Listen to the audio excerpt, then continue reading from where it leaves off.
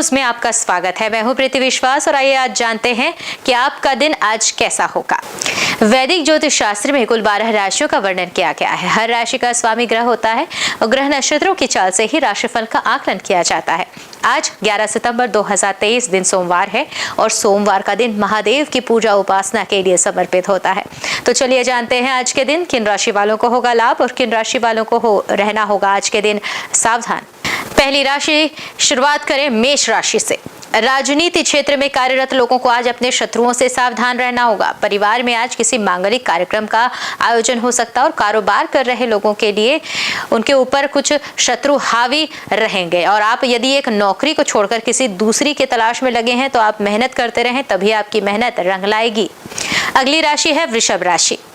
तो आज आप किसी से धन उधार लेने से बचें और कार्यक्षेत्र में भी आप पूरे विश्वास के साथ काम करेंगे। परिवार के किसी सदस्य के किए हुए वादे को भी आज निभाना होगा। आपको आज किसी पिछली गलती के लिए कार्यक्षेत्र में माफी मांगनी पड़ सकती है। बढ़ते हैं अगली राशि की ओर जो है मिथुन राशि। कलात्मक क्षेत्र से जुड़े लोग आज अच्छा लाभ व नाम कमाने में कामयाब रहेंगे। आपको अच्छे कार्यों से सामाजिक क्षेत्रों में अच्छे जन समर्थन का पूरा लाभ मिलेगा। आप व्यापार में भी आज लाभ के अवसरों को पहचान कर अच्छा लाभ कमाने में कामयाब रहेंगे। कर्क राशि के जातक, आपको किसी से कोई धन संबंधित सूचना मिलने पर सावधान रहना होगा और आप अपनी संतान को संस्कारों की सीख दें। आपका दिन का कुछ समय अपने माता पिता की सेवा में आप लगाएंगे, जिससे आपके मन में चल रही समस्याओं से आपको काफी हद तक राहत मिलेगी और आपको किसी अतिथि के आगमन से प्रसन्नता। सिंह राशि के जातक, तो आज आप अपने व्यापार के कुछ योजनाओं के रुकने से परेशान नजर आएंगे। यदि आप परिवार के सदस्यों के साथ किसी धार्मिक आयोजन में सम्मिलित हो तो आपको पूरा अपना मन वहीं लगाना है। इधर उधर के कामों पर ध्यान बिल्कुल न लगाएं। आज आपकी शाखा चारों ओर फैलने से आपको प्रसन्नता होगी। कन्या राशि, आपको किसी यात्रा पर जाने से पहले अपने सामानों की सुरक्षा अवश्य करनी है। आपकी पद प्रतिष्ठा बढ़ने से आपके अंदर जो है अहंकार की भावना जन्म ले सकती है, जो आपके लिए समस्या बन सकती है। आपको किसी शुभ मांगलिक कार्यक्रम में सम्मिलित होने का हालांकि मौका मिलेगा। तुला राशि, आपके अध्यात्म के प्रति रुचि बढ़ने से आपका मन प्रसन्न रहेगा। संतान धार्मिक कार्यों में बढ़ चढ़कर हिस्सा लेगी, जिससे आपको प्रसन्नता होगी, लेकिन आप संतान के व्यवहार को लेकर परेशान हो सकते हैं। इसके लिए आप उनसे बातचीत करेंगे। आपने यदि कोई पुराना कर्ज लिया था तो वह भी आज आपसे वापस मांगा जा सकता है। वृश्चिक राशि के जातक, साझेदारी में चल रहे व्यवसाय में आप किसी भी समझौते पर बहुत ही सोच समझकर हस्ताक्षर करें और यदि आपने परिवार के किसी सदस्य के लिए भावनाओं में बहकर कोई फैसला लिया तो वह आपके लिए परेशानी का सबब बन सकता है। आप घर से बाहर किसी अजनबी से सावधानी से बातचीत करें या सावधानी बरतें, क्योंकि भरोसा बहुत ही सोच विचार कर करना सावधानी लाएगा। धनु राशि, आपको कार्यक्षेत्र में टीम वर्क के जरिए यानी समूह के साथ मिलकर काम करने को मिलेगा और आप अपना दिया हुआ काम समय से पूरा भी कर देंगे। आज किसी भूमि, वाहन, मकान आदि की खरीदारी कर सकते हैं। करियर को लेकर भी यदि कुछ समस्याएं चल रही थी तो आपको उनसे काफी हद तक आज छुटकारा मिलता दिख रहा है। मकर राशि के जातकों की बात करते हैं तो आज उनका राशिफल कहता है कि कार्य क्षेत्र में आपका मेल बनाए रखें। आपसी मेल भी बनाए रखना, तभी आप अपने जूनियर से आसानी से काम निकलवा पाएंगे। प्रेम जीवन जी रहे लोगों के लिए आज का दिन बेहतर रहने वाला है, क्योंकि वह अपने साथी के साथ कहीं घूमने फिरने जाने का प्लान बना सकते हैं। आप यदि अपने सीनियर से किसी बात को कहें तो उसमें विनम्रता बनाए रखें, तभी वह पूरी हो पाएगी। अगली राशि है कुंभ राशि। तो आज बड़ों के सहयोग से आपका रुका हुआ धन जो है वह आपको वापस मिल सकता है, लेकिन आप अपने खर्चों पर नियंत्रण बनाएंगे तो आपके लिए अच्छा होगा। विद्यार्थी आज अपनी शिक्षा में आ रही मुश्किलों के लिए अपने गुरुजनों से बातचीत कर सकते हैं।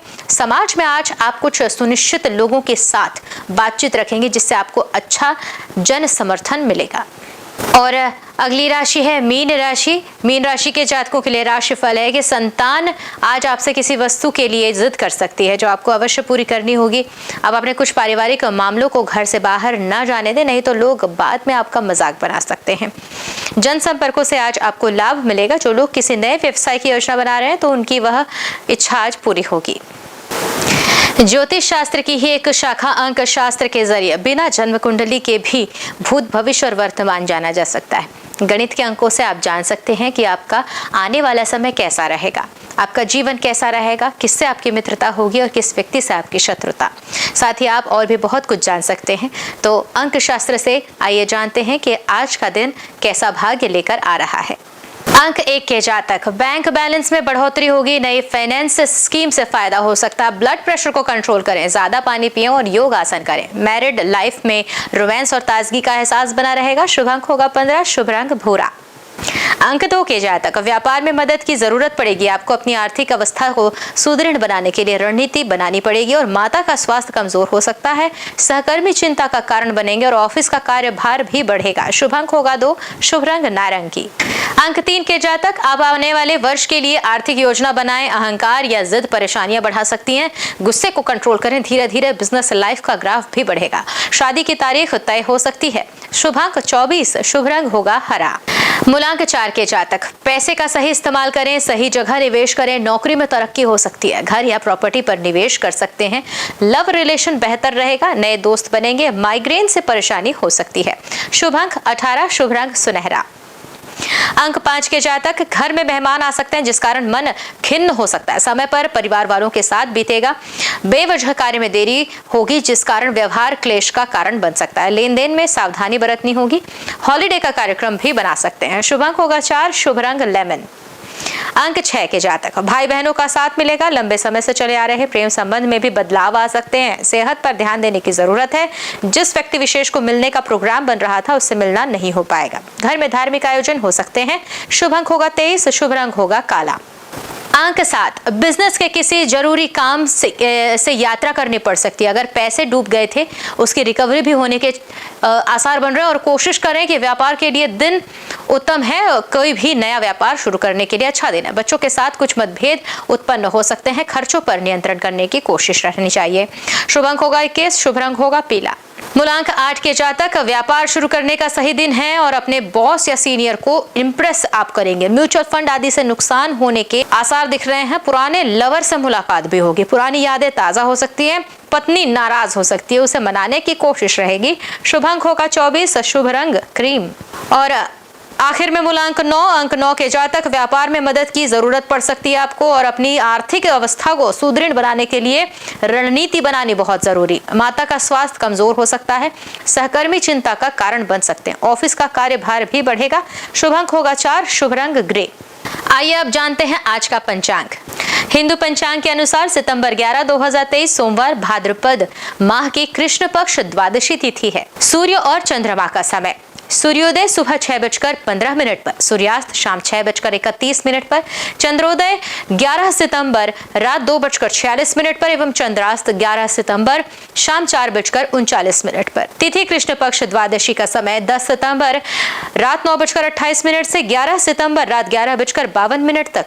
कृष्ण पक्ष त्रयोदशी 11 सितंबर रात 11:52 से 13 सितंबर रात 2:21 तक। नक्षत्र पुष्य 10 सितंबर शाम 5:06 से 11 सितंबर रात 8:01 तक। आश्लेषा 11 सितंबर रात 8:01 से 12 सितंबर रात 11:01 तक। करण कौलव 10 सितंबर रात 9:28 से 11 सितंबर सुबह 10:39 तक। तैतिल 11 सितंबर सुबह 10:39 से 11 सितंबर रात 11:52 तक।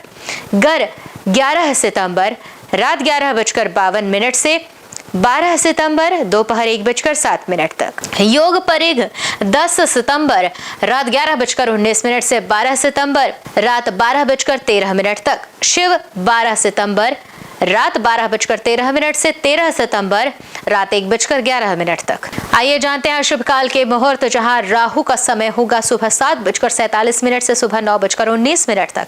यमगंड सुबह 10:51 से दोपहर 12:23 तक। कुलिक दोपहर 1:55 से दोपहर 3:27 तक। दुर्मुहूर्त दोपहर 12:48 से दोपहर 1:37 तक एवं दोपहर 3:15 से शाम 4:04 तक। वर्ज्यम का समय सुबह 10:25 से शुरू होकर दोपहर 12:13 तक। और अब जानते हैं शुभ काल के मुहूर्त, जिसमें अभिजीत मुहूर्त का समय है सुबह 11:59 से दोपहर 12:48 तक। अमृत काल का समय दोपहर 12:50 से दोपहर 2:38 तक। ब्रह्म मुहूर्त का समय सुबह 4:39 से सुबह 5:27 तक। तो ये तो थी आज की राशिफल, अंक राशि और पंचांग। कल फिर मिलेंगे इंडियन न्यूज में आपके भाग्य के बदलते सितारों की दशा को लेकर हमारे विशेष कार्यक्रम राशिफल में। तब तक के लिए नमस्कार।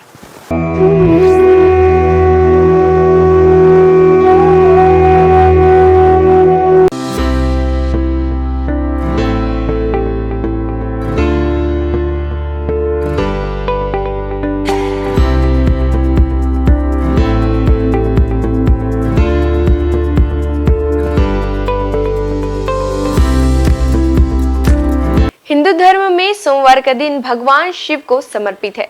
इस दिन शिव भक्त भगवान शिव की पूजा करते हैं और व्रत रखते हैं। शिव भगवान को कल्याणकारी और दयालु देवता माना जाता है।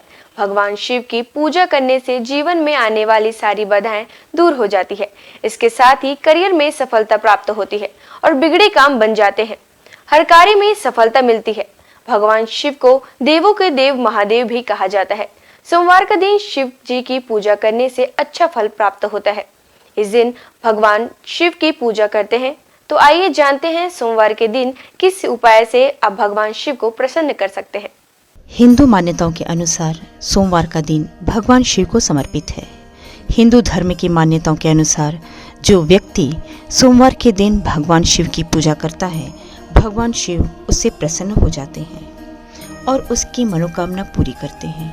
इसके अलावा जो लोग सोमवार का व्रत रखते हैं, उनके जीवन से दुख, सेहत संबंधी परेशानियां और आर्थिक तंगी जैसी समस्याएं खत्म हो जाती हैं। सोमवार के दिन सुबह जल्द स्नान करें। इसके बाद पूजा के वक्त महामृत्युंजय मंत्र का 108 बार जाप करें।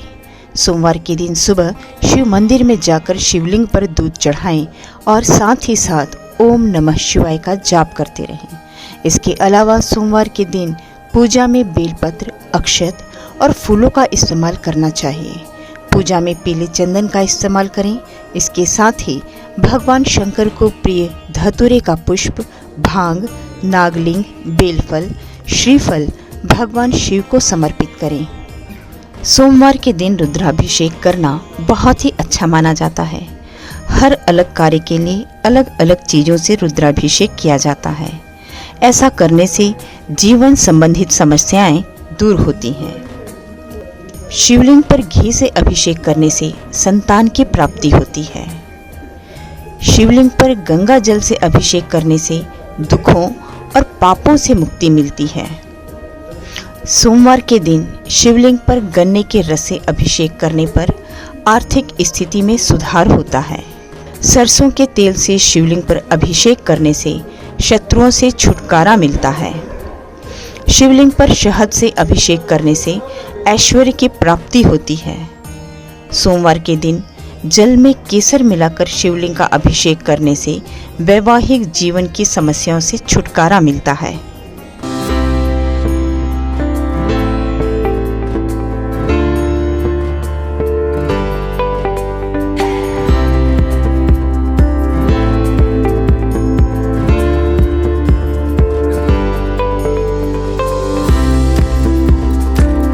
सोमवार के दिन श्रद्धालुओं को किस प्रकार से भगवान शिव की पूजा अर्चना किया जाना चाहिए, चलिए जानते हैं। सोमवार के दिन शिव मंदिर में दीपदान करना बहुत ही शुभ माना जाता है। इस दिन शिव मंत्र ओम नमः शिवाय का 108 बार जाप करें। इस दिन कच्चे चावल में काले तिल मिलाकर दान करें। इससे पितृदोष दूर होते हैं। सोमवार के दिन सुबह के समय शिव मंदिर में रुद्राक्ष अर्पित करना बहुत ही शुभ माना जाता है। इससे वैवाहिक जीवन सुखमय रहता है। भगवान शिव की पूजा के वक्त हरा, लाल, सफ़ेद, केसरिया या पीले रंग के वस्त्र पहनना शुभ माना जाता है। सोमवार के दिन शिवलिंग पर चमेली के फूल अर्पित करें। जिन लोगों का विवाह नहीं हो पा रहा है या विवाह में किसी तरह की समस्या आ रही है, तो उन्हें सोमवार के दिन सुबह जल्द उठकर स्नान आदि करने के बाद भगवान शिव की पूजा और उनका अभिषेक करना चाहिए। सोमवार की पूजा में कभी भी काले रंग के वस्त्र धारण करके ना बैठें। इसके साथ ही काले रंग के वस्त्रों का इस्तेमाल भी ना करें। भगवान शिव की पूजा में तुलसी पत्ते का प्रयोग नहीं करना चाहिए। आपको बता दें कि नारियल चढ़ाते वक्त इस बात का ध्यान रखें कि शिव जी को नारियल चढ़ाना शुभ होता है, लेकिन उन्हें नारियल का पानी कभी नहीं चढ़ाना चाहिए।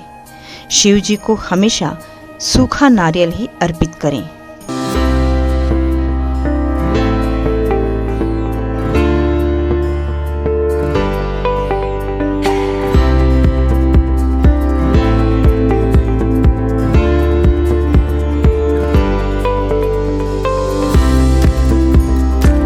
केदारनाथ से आगे है अमरनाथ और उसके आगे है कैलाश पर्वत। हिमालय का कण कण शिव शंकर का स्थान है। बाबा अमरनाथ को बर्फानी बाबा के नाम से भी जाना जाता है। उन्हें बर्फानी बाबा इसलिए कहा जाता है कि उनके स्थान पर प्राकृतिक रूप से बर्फ का शिवलिंग निर्मित होता है। पांडवों की भक्ति से प्रसन्न होकर भगवान शिव ने उन्हें हत्या के पाप से मुक्त कर दिया था।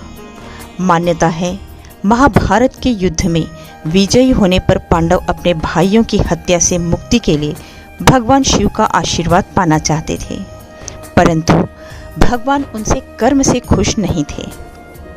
इसलिए वे केदारनाथ चले गए, जहां भगवान शिव ने भैंसे का रूप बनाकर पांडवों को किया था पाप मुक्त। जिसके बाद पांडव भी उनके दर्शन के लिए केदारनाथ पहुंच गए। पांडवों के वहां पहुंचने पर भगवान शिव ने भैंसे का रूप धारण कर लिया, जिसके बाद वे अन्य पशुओं के बीच चले गए ताकि पांडव भगवान शिव के उस रूप को पहचान न सकें। भगवान शिव पांडवों की इच्छा शक्ति से प्रसन्न हुए और उन्हें दर्शन देकर हत्या के पाप से मुक्त होने का आशीर्वाद दिया। धार्मिक मान्यता है कि उसी समय केदारनाथ में भैंसे की पीठ को शिव का रूप मानकर पूजा की जाती है। धार्मिक मान्यता अनुसार केदारनाथ को 12 ज्योतिर्लिंगों में 11वां माना जाता है। साथ ही यह सबसे पवित्र स्थलों में से एक है। हम सबके प्रिय भगवान शिव स्वयंभू हैं। पुराणों में उनकी उत्पत्ति का विवरण मिलता है। विष्णु पुराण के अनुसार ब्रह्मा भगवान विष्णु के नाभि कमल से पैदा हुए, जबकि शिव भगवान विष्णु शिव के माथे के तेज से उत्पन्न बताए गए हैं। विष्णु पुराण के अनुसार माथे के तेज से उत्पन्न होने के कारण ही शिव हमेशा योग मुद्रा में रहते हैं। श्रीमद् भागवत के अनुसार एक बार जब भगवान विष्णु और ब्रह्मा अहंकार से अभिभूत हो स्वयं को श्रेष्ठ बताते हुए लड़ रहे थे, तब एक जलते हुए खंबे से भगवान शिव प्रकट हुए। ब्रह्मा जी ने शंकर भगवान को 8 नाम दिए हैं: रुद्र, शर्व, भाव, उग्र, भीम, पशुपति, ईशान और महादेव। शिव पुराण के अनुसार यह नाम पृथ्वी पर लिखे गए थे। सोमवार को अगर भगवान भोलेनाथ की पूरे समर्पण से आराधना की जाए तो वे अपने भक्तों के सारे कष्ट दूर कर देते हैं। भगवान शंकर का ना आदि है ना अंत है। उनकी इच्छा के बिना इस पूरे ब्रह्मांड में एक पत्ता भी नहीं हिल सकता। हमारे देश में भगवान भोले के 12 ज्योतिर्लिंगों के साथ ही कई प्रसिद्ध मंदिर भी हैं। इन मंदिरों के दर्शन मात्र से ही न सिर्फ भक्तों की हर मनोकामना पूरी हो जाती है, बल्कि मोक्ष के द्वार भी खुल जाते हैं। केदारनाथ धाम हिमालय की गोद में बसा भगवान भोलेनाथ का धाम केदारनाथ मंदिर 12 ज्योतिर्लिंगों में से एक माना जाता है। केदारनाथ धाम की स्थापना पांडव वंश के जन्मेजय द्वारा की गई थी। यह मंदिर कत्यूरी शैली में बना हुआ है। इस मंदिर के दर्शन मात्र के लिए कठिन यात्रा तय करनी पड़ती है। अमरनाथ धाम बाबा अमरनाथ की गुफा, जो कि बाबा बर्फानी के नाम से भी प्रसिद्ध है, यह भगवान शिव जी के प्रमुख धार्मिक स्थलों में से एक माना जाता है। काफ़ी दुर्गम रास्ता होने के बावजूद हर साल हजारों भक्त यहाँ दर्शन करने जाते हैं। अमरनाथ तीर्थों का तीर्थ कहलाता है। यहाँ शंकर जी ने माँ पार्वती को अमृत का रहस्य बताया था। महाकालेश्वर मंदिर उज्जैन में स्थित महाकालेश्वर का मंदिर भी 12 ज्योतिर्लिंगों में से एक माना गया है। बिना यहाँ दर्शन किए 12 ज्योतिर्लिंगों की यात्रा पूर्ण नहीं मानी जाती है। महाकालेश्वर मंदिर में लिंग स्वरूप भोलेनाथ की प्रतिमा दक्षिणामुखी है। मुरुदेश्वर शिव मंदिर। भगवान शिव जी का यह मंदिर कर्नाटक में स्थित है। यह अरब सागर के तट पर है, जो कि मैंगलोर से लगभग 165 किलोमीटर दूरी पर स्थित है। यहाँ लगी शिव जी की मूर्ति विश्व की सबसे बड़ी मूर्ति मानी जाती है। काशी विश्वनाथ मंदिर। यह मंदिर वाराणसी में स्थित है। यह भी 12 ज्योतिर्लिंगों में से एक माना गया है। यहाँ बहती गंगा और भगवान भोले के दर्शन मात्र से ही मोक्ष के द्वार खुल जाते हैं। रामेश्वरम। तमिलनाडु के रामनाथपुरम में रामेश्वरम मंदिर स्थित है। यह भी 12 ज्योतिर्लिंगों में से एक है। इसके साथ ही यह मंदिर 4 धामों में से भी एक है।